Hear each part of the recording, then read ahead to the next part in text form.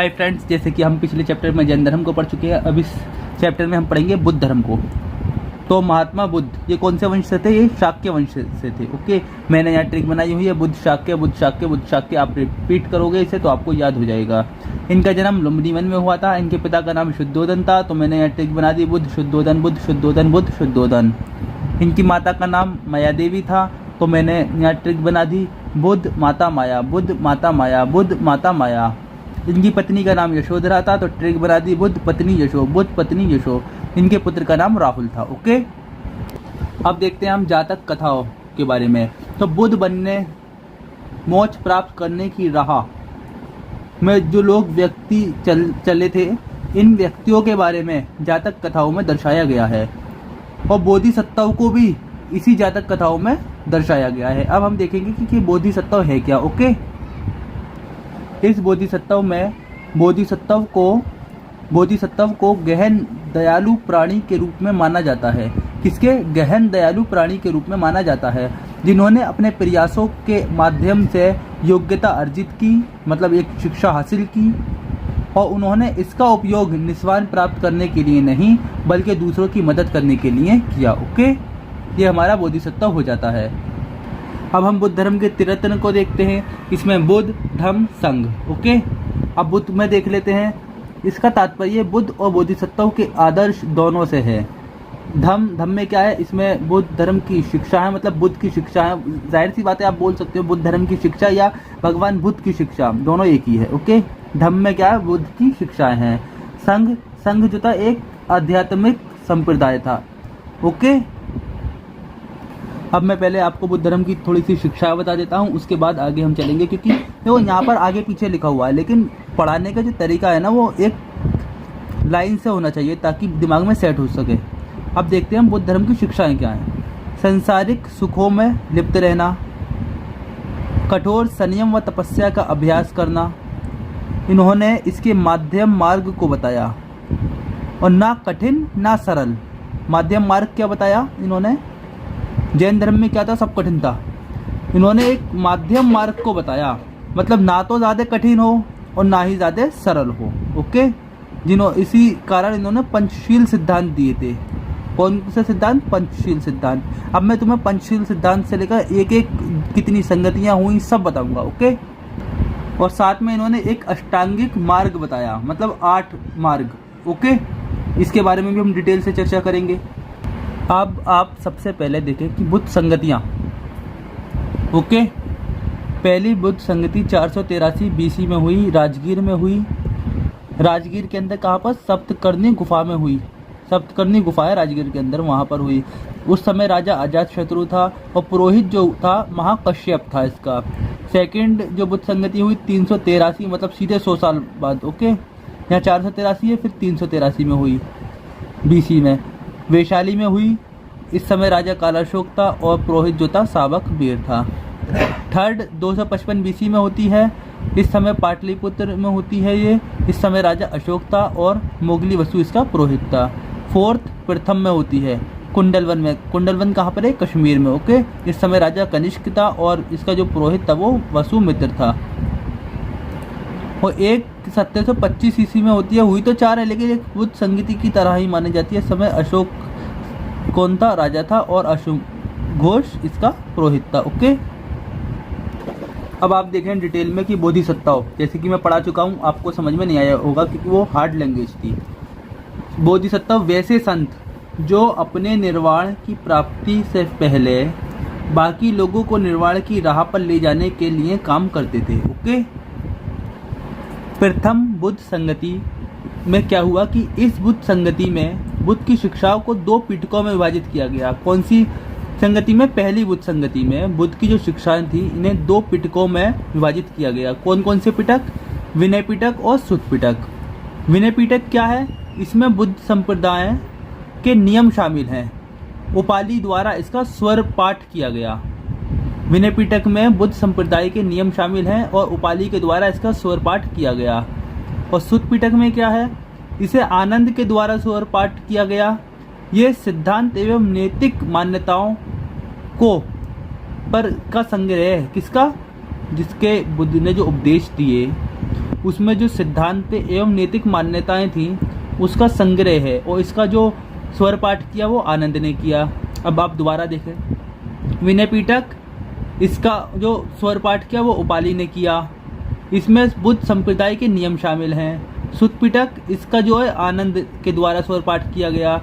इसमें जो भगवान बुद्ध के जो उपदेश हैं उसके जो उपदेशों में वो सिर्फ वो जो सिद्धांत एवं नैतिक मान्यताओं पर आधारित हैं उनका संग्रह है। ओके, अब देखते हैं कि यहाँ पर बुद्ध धर्म जो है वो हमारा दो भागों में टूट जाता है, हीनयान और महायान।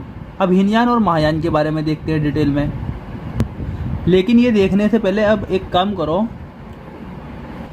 इसका 5-6 बार रिवीजन मारो। विनय नियम उपाली, विनय नियम उपाली, विनय नियम उपाली, विनय नियम उपाली, मतलब विनय पिटक में नियम दिए हुए हैं और उपाली ने इसका स्वर पाठ किया। सुत्त उपदेश आनंद, सुप उपदेश आनंद, सुत्त उपदेश आनंद, मतलब सुत्त पिटक में उपदेश हैं और आनंद के द्वारा इसका स्वर पाठ किया गया। इस तरीके से कम 10 बार रिपीट करो इसे, ताकि याद रहे, क्योंकि ऐसे ही क्वेश्चन एग्जाम में पूछ लिए जाते हैं। अब हम हीनयान और महायान को देखते हैं। हीनयान का मतलब होता है लघु मार्ग और महायान का मतलब होता है बड़ा, यानी कि वृहत मार्ग। ओके, हीनयान वाले जो थे परिवर्तन के विरोधी थे, मतलब परिवर्तन नहीं होना चाहिए, और ये महायान वाले जो थे ये परिवर्तन के समर्थक थे।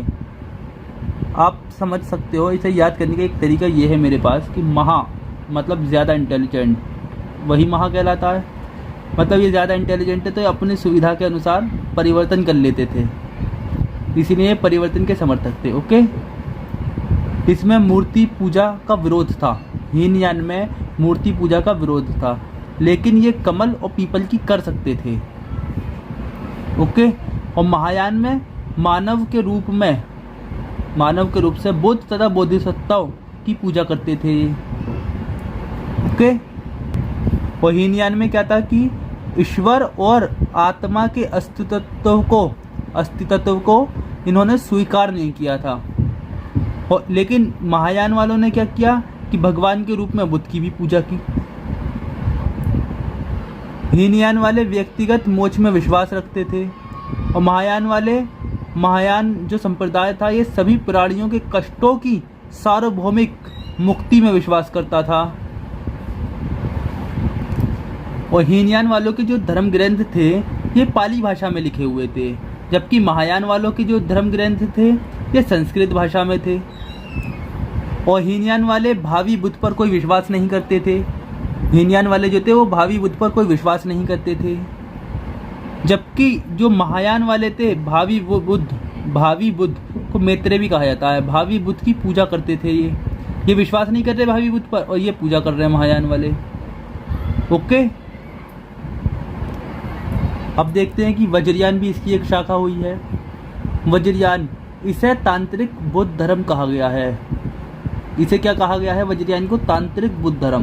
मैं बहुत आसानी से धीरे धीरे पढ़ा रहा हूँ ताकि ये माइंड में बैठे, क्योंकि ये बहुत इंपॉर्टेंट चैप्टर हैं दोनों, जैन धर्म और बुद्ध धर्म। ओके, ये जो वज्रयान संप्रदाय था ये भारत में लगभग 900 ईसा पूर्व विकसित हुआ था। फिर होता क्या है कि इस वज्रयान में से भी 2 शाखाएं टूटती हैं, कालचक्रायन और सहजयान। कालचक्रायन जो था ये तांत्रिक पंथों को महत्व देता है, लामा इससे संबंधित है, गृहसूत्र मंजूश्री भी इसी से जुड़े हैं। कालचक्रायन किसे देता है? ये तांत्रिक पंथों को महत्व देता है, लामा इससे संबंधित है, गृहसूत्र और मंजूश्री भी इससे संबंधित है। अब इसे सहजयान को देखते हैं। इसमें वज्रयान, कालचक्रयान आदि की रूढ़िवादियों का विरोध किया गया है। अब देखते हैं महत्वपूर्ण बोधिसत्व कौन कौन से हैं। लोकेतेश्वर, मैत्रेय और मंजूश्री और सामंत भद्र। ओके, अब हम एक एक करके इन्हें डिटेल में देखेंगे। अब इसे हम अवलोकितेश्वर को देखते हैं। इसमें सभी ध्वनियों को जलाने वाला करुणा का बोधिसत्व, जिसे एक महिला के रूप में चित्रित किया गया है जो हाथ में कमल पकड़े हुए है। ओके, मैत्रेय में क्या दिया हुआ है? ये भविष्य का बोधिसत्व है। ये अभी भी बुद्ध नहीं है, भविष्य का है ये भविष्य में बुद्ध के उत्तराधिकारी वर्तमान बुद्ध के रूप में पृथ्वी पर दिखाई देगा। मतलब भविष्य में दिखाई देगा ये बुद्ध के उत्तराधिकारी के रूप में। कौन? मैत्रेय। ओके। इसके बाद मंजूश्री को देखते हैं। मंजूश्री का मतलब होता है सौम्य महिमा। मंजूश्री का अर्थ होता है सौम्य महिमा। ये अज्ञानता को काटता है और सही ज्ञान की व्यक्त करता है, सही ज्ञान को व्यक्त करता है। इसके बाद देखते हैं हम सामंत भद्र। तो इसमें क्या है कि ये अभ्यास ध्यान का बोधिसत्व है। किसका? ये अभ्यास और ध्यान का बोधिसत्व है। ये सामंत भद्र, मंजूश्री और बुद्ध, इन सबको एक धर्म में मतलब एक साथ शाक्य मुनि त्रिमूर्ति का निर्माण करता है। ओके। अब हम देखेंगे कि बुद्ध मिशनरीज को। तो इसमें बुद्ध मिशनरीज में पाटलिपुत्र बुद्ध संगति में पारित प्रस्ताव के अनुसार ईसा पूर्व तीसरी ईसा, कौन सी ईसा पूर्व? तीसरी ईसा पूर्व से ही मिशनरियों को दूर दराज के स्थानों पर भेजना शुरू कर दिया गया था। बुद्ध मिशनरीज को कब से? तीसरी मतलब तीनवीं बोलो या तीसरी बोलो, ईसा पूर्व ही मिशनरीज को बनाकर दूर दराज के स्थानों पर भेजना शुरू कर दिया गया था। ओके। अब आप देखोगे कि बुद्ध साहित्य में दो तरीके के साहित्य आते हैं, एक सैद्धांतिक, एक असैद्धांतिक या गैर सैद्धांतिक बोल सकते हो। सबसे पहले हम देखते हैं सैद्धांतिक। सैद्धांतिक में त्रिपिटक आते हैं, जातक आते हैं। जातक क्या है? बुद्ध के 550 से अधिक, बुद्ध की जो 550 से अधिक जन्म की कथाएं हैं जातक में। बुद्ध के जन्म की कथा हम बोल सकते हैं कि बुद्ध के जो जन्मों की कथाएं वो किस में है? जातक में। वो कितनी है? 550 से ज़्यादा। सुत्पिटक टिप्पणियों पर बहस, थेरागाथा, बुद्धवंश, ये सब किस में आते हैं? ये सैद्धांतिक साहित्य में आते हैं। इसके बाद में गैर सैद्धांतिक में मलिंद पन्हो, दिव्यावदान, महाव, दीपवंश, महावंश, कुलवंश, वामसदा, पकासीनी ईटीसी, मतलब कि काफ़ी। ओके। अब हम देखते हैं कि बुद्ध धर्म के पतन के कारण क्या क्या थे। पहला, भ्रष्टाचार, विलासिता, नैतिक स्तर में गिरावट आने लगी, हीनयान तथा महायान में विभाजन हो गया। चौथी, संगति में पाली के स्थान पर संस्कृत आ गई। बुद्ध सिद्धांतों का उल्लंघन किया गया मतलब पूजा वगैरह करने लगे। राजकीय संरक्षक में भी गिरावट आ गई। रूढ़िवादी हिंदू धर्म की बढ़ती लोकप्रियता, हूडो व इस्लामी सेनाओं का आक्रमण, स्वयं बुद्ध को विष्णु के अवतार के रूप में मान लिया गया। ओके। अब हम देखते हैं कि बुद्ध धर्म और जैन धर्म के बीच समानताएं क्या क्या है, फिर उसके बाद में हम अंतर को देखेंगे। सबसे पहले समानताएं। सभी जातियों, पुरुषों व महिलाओं अनुयायियों को दोनों को स्वीकारा इसने। जितनी भी जातियाँ आती हैं, जितने भी पुरुष थे, महिला, मतलब किसी में भेदभाव नहीं किया, सबको स्वीकारा इन दोनों धर्मों ने। अहिंसा दोनों का प्रमुख सिद्धांत थी, मतलब अहिंसा पर बल सबसे पहले दोनों ने दिया। पुनर्जन्म में विश्वास दोनों का था। दोनों आम लोगों की भाषा प्राकृत में पढ़ाते थे। किस में पढ़ाते थे? प्राकृत में पढ़ाते थे, ना कि संस्कृत में। दोनों मेन चीज़ यह, दोबारा देखो लाइन, प्राकृत भाषा में पढ़ाते थे, ना कि संस्कृत में। तो इसका मतलब क्या निकला, कुछ समझे? संस्कृत एक हार्ड लैंग्वेज थी, जबकि प्राकृतिक जो थी वो आम लोगों की भाषा थी, तो लोगों को इनके उपदेश आसानी से समझ में आ जाते थे, दोनों के ही। दोनों ने पशु बलि पर विरोध किया, दोनों ने ही धर्मों ने। दोनों हिंदू धर्म से टूटे। दोनों ने ही सही आचरण व सही ज्ञान पर जोर दिया। दोनों का ही स्रोत जो था वो वैदिक धर्म था। मूर्ति पूजा का दोनों ने विरोध किया। कर्मकांड का दोनों ने विरोध किया।